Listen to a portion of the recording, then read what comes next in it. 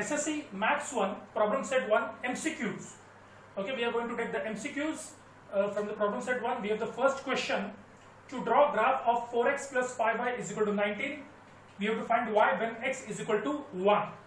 So before ये solve करने के पहले मैं स्टूडेंट्स आपको बताना चाहता हूँ कि ये MCQs जो है अभी जो करंट 10th स्टैंडर्ड के बच्चे हैं उनके लिए भी यूजफुल है. एट द सेम टाइम जो CET देने वाले हैं 2021 में जो CET देने वाले हैं उनके लिए भी ये यूजफुल है, क्योंकि आपको MCQs आने वाले मैथ्स में और उसमें से आपको आंसर्स फाइंड आउट करने हैं.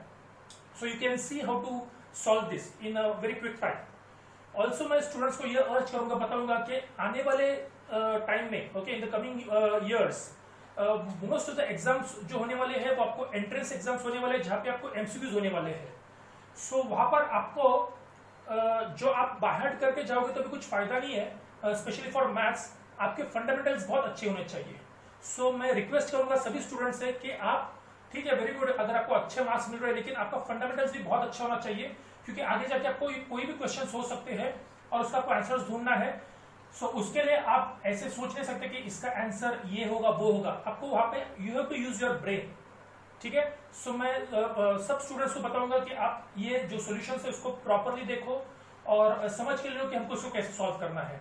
CET वालों को मैं बताऊंगा कि आपको जो क्वेश्चन पेपर मिलने वाला है उसके पीछे आप रफ वर्क कर सकते हो. You can do the rough work at the back. And one more important, अगर आपने ये मैथ्स मास्टर का हमारा जो चैनल है यूट्यूब पे, तो अगर आपने उसको सब्सक्राइब नहीं किया तो मैं जरूर कहूंगा आप उसको सब्सक्राइब करना. Okay, we will start the solution. So first question we have to draw graph of 4x plus 5y is equal to 19. Find y when x is equal to 1.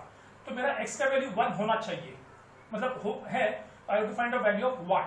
सो कैसे फाइंड आउट करेंगे?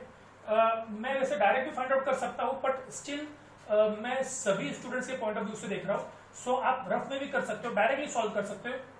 4 into x का value 1 है तो I can directly put 4 into 1. So 4 into 1 is 4 only. Okay, it's 4 only.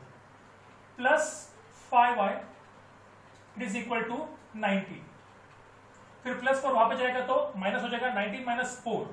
Okay, 19 minus 4 I know it is 15. और 5 से अगर मैं divide करूंगा तो 15 को 5 से डिवाइड करूंगा तो I will get 3. So my answer is 3. Option is B. So I can write here answer B 3.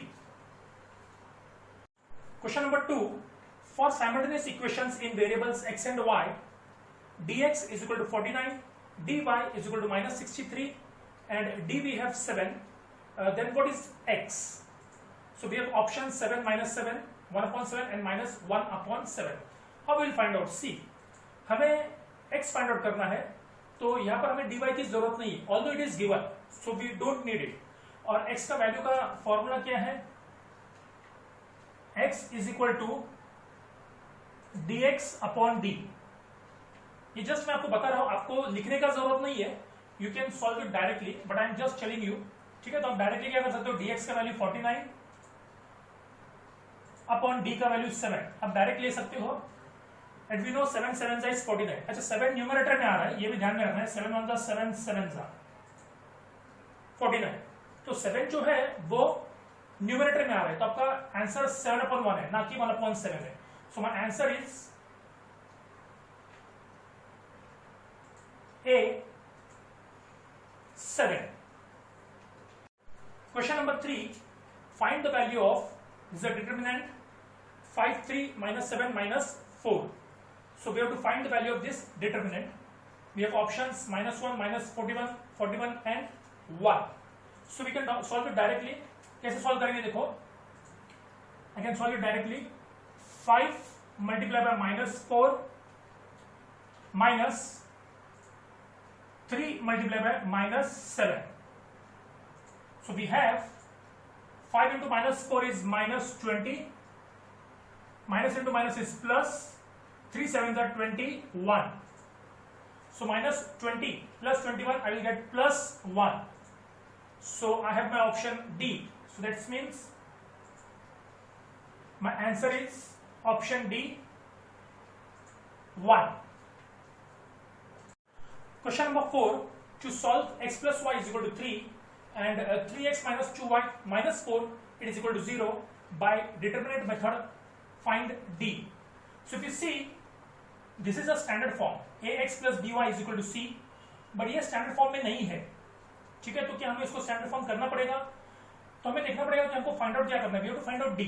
तो डी फाइंड आउट करना है तो हमें स्टैंडर्ड फॉर्म की जरूरत नहीं है, बिकॉज हमें सिर्फ जो x और y उसके हमें कोएफिशिएंट्स लगते हैं। So will just check it, हम यहाँ पे सॉल्व करेंगे।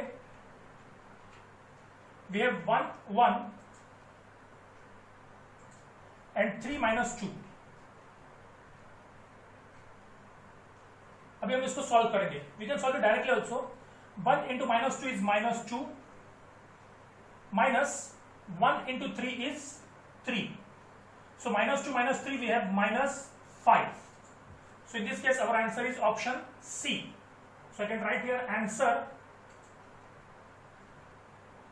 option C -5. We have question 5. ax plus by is equal to c and mx plus ny is equal to d, and an it is not equal to bn. That means a multiplied by n, whatever we value get, and b multiplied by n, whatever we value get, हम उसको multiply करेंगे तो वो दोनों equal नहीं है, ये बताया है।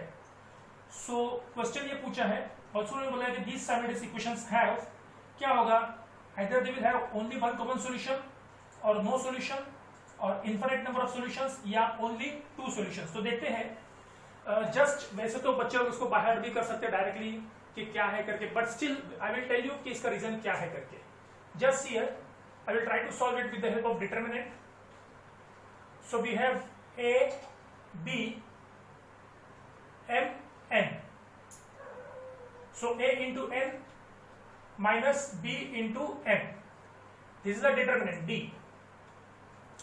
Now a n और b n, अगर ये दोनों का वैल्यू सेम रहता था, अगर इक्वल होता था, तो मुझे इसका आंसर क्या मिलता था, 0 मिलता था। I would get this answer as 0, but they have told clearly कि an not equal to bn, an is not equal to bn, so therefore मेरा जो डिटरमिनेंट है वो भी 0 नहीं रहेगा, इट विल नॉट बी 0, ठीक है। एंड इफ इट्स नॉट 0 तो वी नो हम dx कैसे फाइंड आउट करते हैं, sorry x, it is dx upon d, और अगर d 0 रहेगा नीचे तो I will not get the answer.